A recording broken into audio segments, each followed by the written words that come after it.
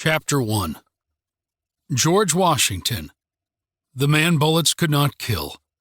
February 22, 1732, through December 14, 1799. First President, 1789 to 1797. Who was George Washington? Most may already know that George Washington was the first President of the United States. However, you may not know of the various ways God miraculously preserved his life as he grew older. George Washington was born on a large farm in Virginia on February 22, 1732. His father was very wealthy and owned several big farms. He also had a business that made and sold iron. George's father died, however, when he was only 11. So George was raised by his mother and older brother Lawrence. George loved and admired his mother very much. She trained him to be responsible, hardworking, and honest.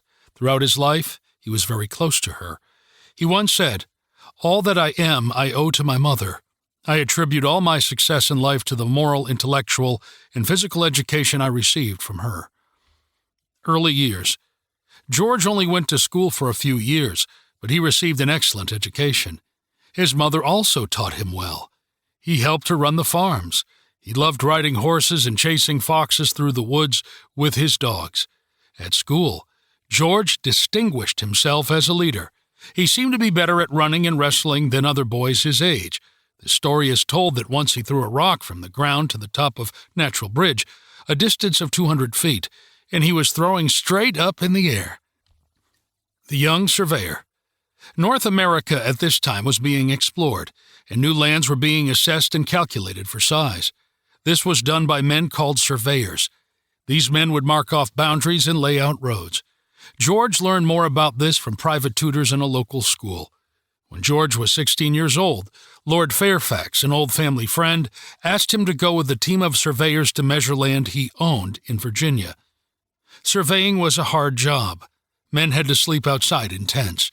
There were deep rivers to cross, wild animals roaming around, and sometimes enemies to avoid. George and the men completed the job and returned about a month later. Lord Fairfax was pleased. He gave George the job of head surveyor of Culpeper County, Virginia. George was 17 years old at the time. He spent the next 3 years in the wilderness, marking territories and boundaries. He also spent much time at the Fairfax farm, talking with Lord Fairfax and reading books from his vast library. When George was 20, his brother Lawrence developed tuberculosis and died. George was heartbroken as he journeyed home.